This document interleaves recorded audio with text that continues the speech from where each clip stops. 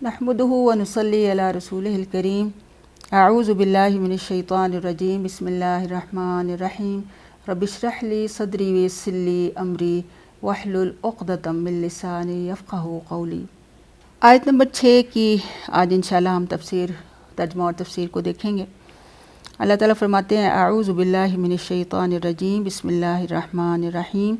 इन्नल्लज़ीना कफ़रू सवाउन अलैहिम अअज़रतहुम अम lump तुनज़िरहुम ला युमिनून।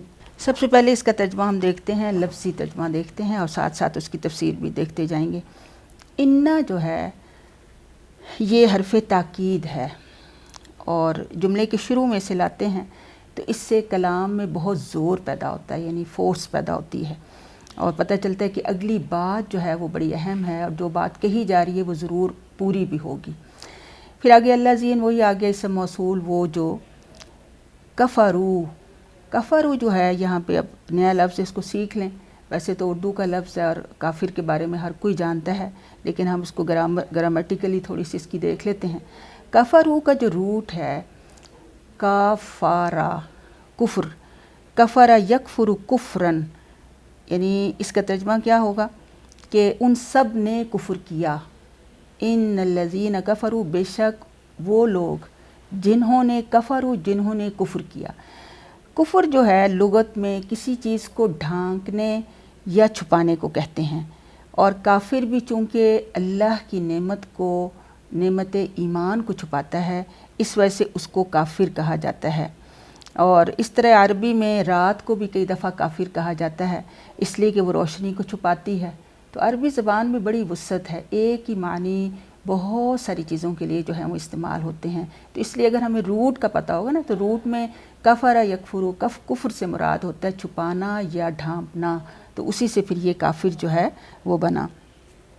और इस्तिलाह में अगर हम कुफ्र का मानी देखें तो कुफ्र या कुफरान नेमत के मानी नेमत की नाशुक्री करके से छुपाने के हैं, यानी शुक्र के मुकाबले में कुफ्र है।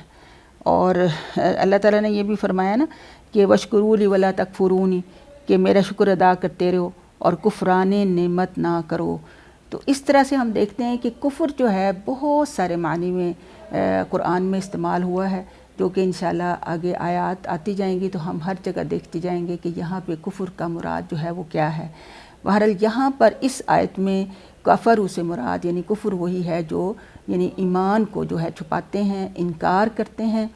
जो आगे अल्लाह ताला फरमाते हैं सवाउन जो है इसका वैसे रूट तो सीन वाव या सवी बराबर होना, और इसका तर्जुमा होगा बराबर है, सवाउन बराबर है। अलैहिम जो है ये भी दो कलिमात का मजमुआ है, अला प्लस हुम, अला पर, हुम उनके लिए इस्तेमाल होता है, या हुआ की ये ज़मीर गायब है, जमा हुआ की जमा है, यानी वो सब, तो उन सब पर। आज़रतहुम में देखें कि ये पूरा एक जुमला है। आ जो है क्या के लिए है, सवालिया है। आज़रा जो है इसका ये फ़ेल है और इसका रूट जो है वो नज़र है। नज़र डर को डराने को कहते हैं, डर और खौफ के लिए लफ्ज़ इस्तेमाल होता है। और आज़रा युनज़िरु बाब इफ़ाल से आता है इंज़ारन, इसका मतलब होता है आगाह करना या डराना। और नज़र में यानी ये चीज़ भी मुफस्सिरीन लिखते हैं, यानी जो लुगत के जो उलमा हैं वो लिखते हैं कि नज़र ऐसा डर और खौफ होता है, ऐसा डरावा होता है कि जिसमें हमदर्दी भी होती है, शफ़क़त भी होती है। यानी सिर्फ़ ऐसा डरावा नहीं है कि जैसे जिसमें सिर्फ़ खौफ ही खौफ हो या गुस्सा हो, बल्कि ये ऐसा इंज़ार जो है ऐसा खौफ होता है जिसमें बड़ी मोहब्बत भी होती है, शफ़क़त भी होती है। और नबी इन्हीं मानों में नज़ीर होता है कि बड़ी प्यार और मोहब्बत से लोगों को अल्लाह ताला ने उसको लोगों को डराने के लिए कि लोग जो हैं अल्लाह की नाफरमानी से बच जाएं ताकि अल्लाह रब्बुल आलमीन की जन्नत को जो है वो पा सकें।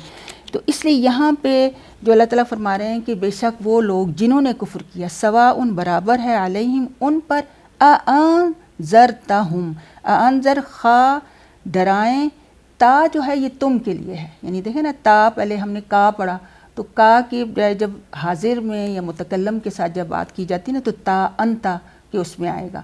तो ये ता का मतलब तुम करेंगे, तू यानी आप, हम उनको, کہ خواہ ڈرائیں آپ ان کو ام یا لم نہیں تنذرہم خواہ نہ ڈرائیں ان کو.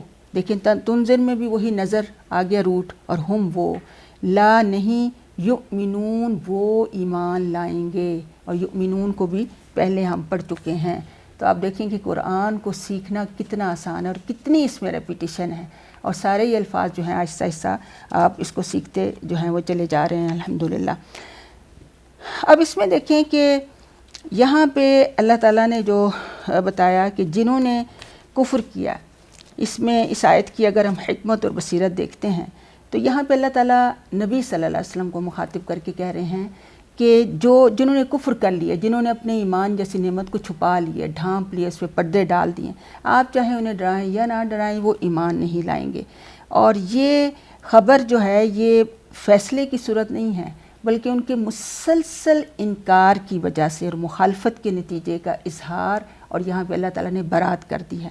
یعنی اسلام تو یہ کہتے ہیں نا کہ ہر شخص کی فطرت سلیم ہوتی ہے، اگر وہ اس فطرت پر قائم رہتا ہے تو وہ قبول کر لیتا ہے، اور پھر اللہ تعالیٰ اس کو ہدایت بھی دے دیتا ہے. لیکن جو جان بوجھ کے جھٹلا رہا ہوتا ہے، پھر اللہ تعالیٰ اس سے قبول کرنے کی صلاحیت جو ہے وہ سلب ہو جاتی ہے. اور پھر یہ دیکھیں کہ اس میں ایک اور چیز بھی آتی ہے کہ کب انسان جو ہے اس طرح، یعنی اس میں دیکھیں نا کہ ایک ڈھٹائی والا رویہ جو ہے وہ نظر آ رہا ہے. اور یہ ڈھٹائی کب پیدا ہوتی ہے؟ جب ایک انسان کے اندر غرور آتا ہے، تکبر آتا ہے، جہالت اور نادانی جو ہیں یہ راہ حق سے قبول کرنے کے راستے میں جو ہے رکاوٹیں بنتی ہیں. شیطان نے یہی تو کچھ کیا تھا، تو اس لیے اس نے یہی کیا تھا، تکبر کیا تھا، غرور کیا تھا. تو اس وجہ سے اس کے اندر سے جو ہے اللہ تعالیٰ نے وہ صلاحیت لے لی اور اس کو قبول جو ہے وہ نہیں کر سکا. اور جن لوگوں نے، جن کے اندر عاجزی ہوتی ہے، انکساری ہوتی ہے، حضرت آدم علیہ السلام سے بھی غلطی ہوئی لیکن فوری طور پر ان کی فطرت سلیم تھی، انہوں نے فوری طور پر اللہ تعالیٰ کے حضور جو ہے وہ توبہ استغفار کیا، اور اللہ تعالیٰ نے ان کو بلند مرتبے سے جو ہے وہ نوازا.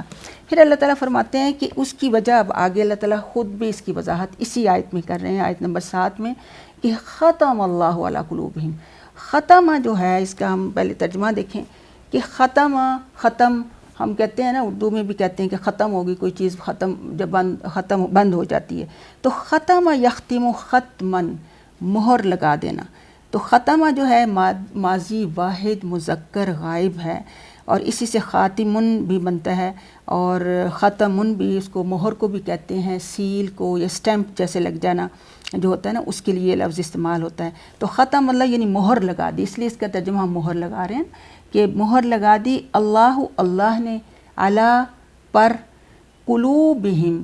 قلوب جو ہے یہ قلب کی جمع ہے، اور قلب اردو کا لفظ ہے، اردو میں بھی دل کو کہتے ہیں، لیکن قلبہ جو عربی زبان میں ہے اس کا مطلب یہ ہوتا ہے کہ پھر، یعنی قلب الشیء یعنی کسی چیز کو پھیرنے اور ایک حالت سے دوسری حالت کی طرف پلٹنے کے ہیں.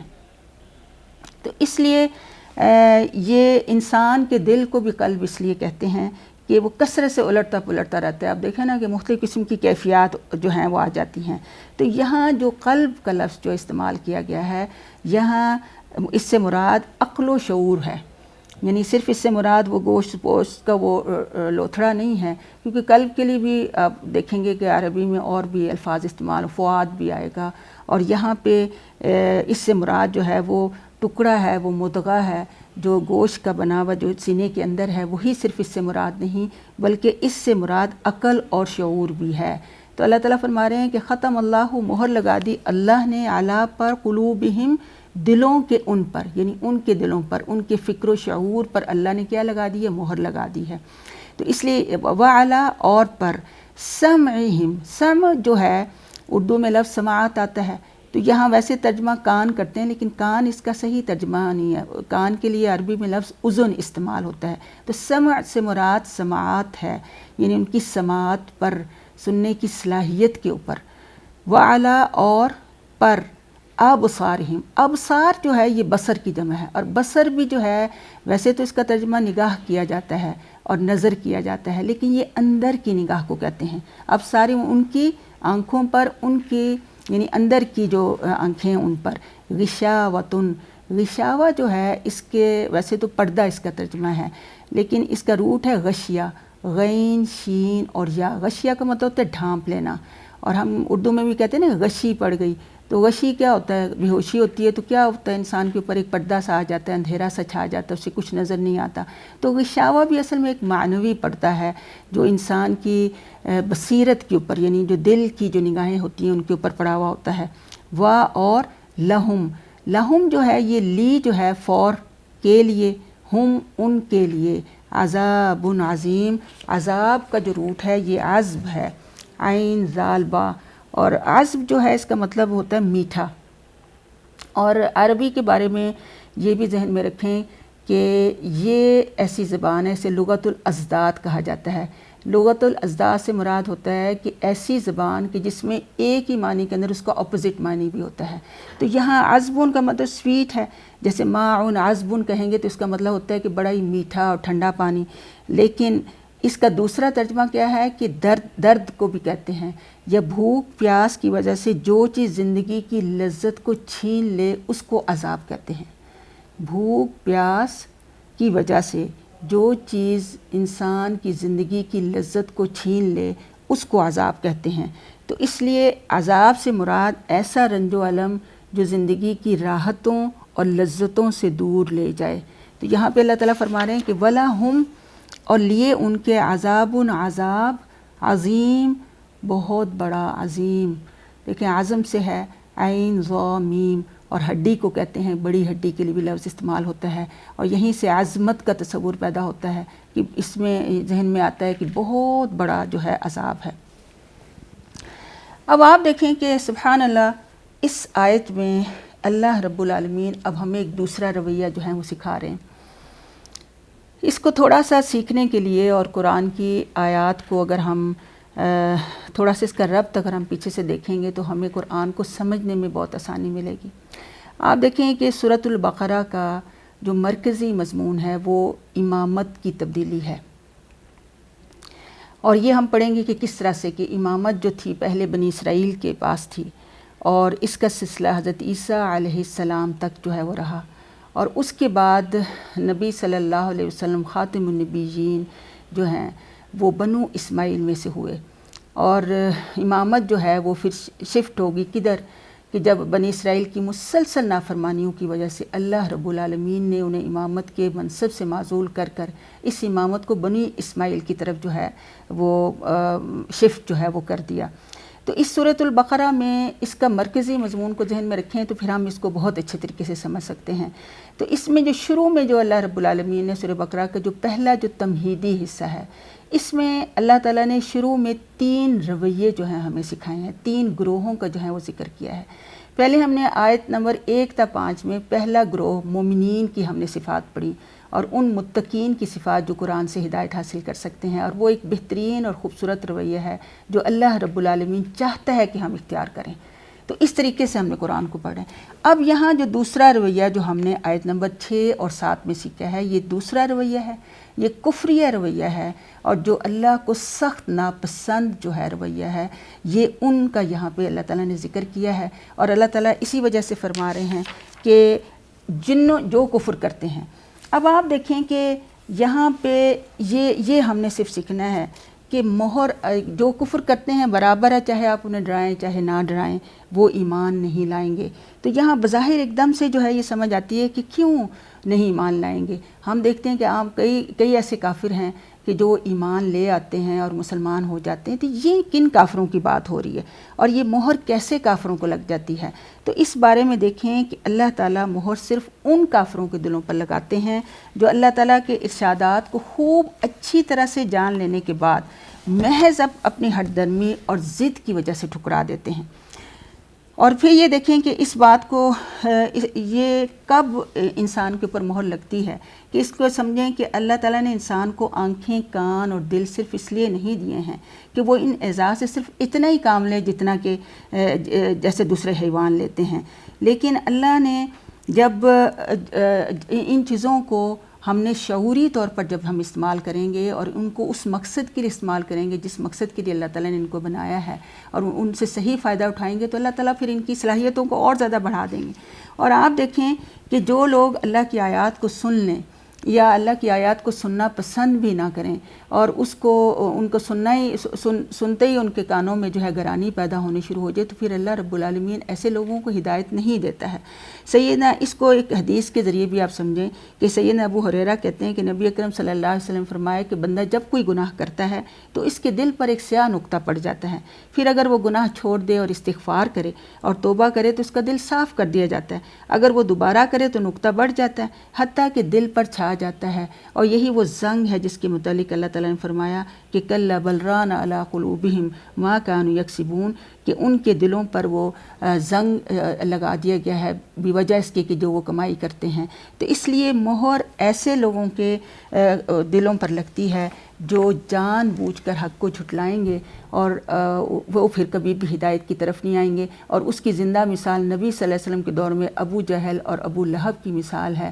اور اللہ تعالیٰ ہمیں ایسے کفریہ رویے سے جو بچائے، ضد اور تعصب اور ہٹ درمی سے بچائے، اور قرآن کو درست طریقے سے قبول کرنے کی توفیق عطا فرمائے۔ وما علینا الا البلاغ المبین۔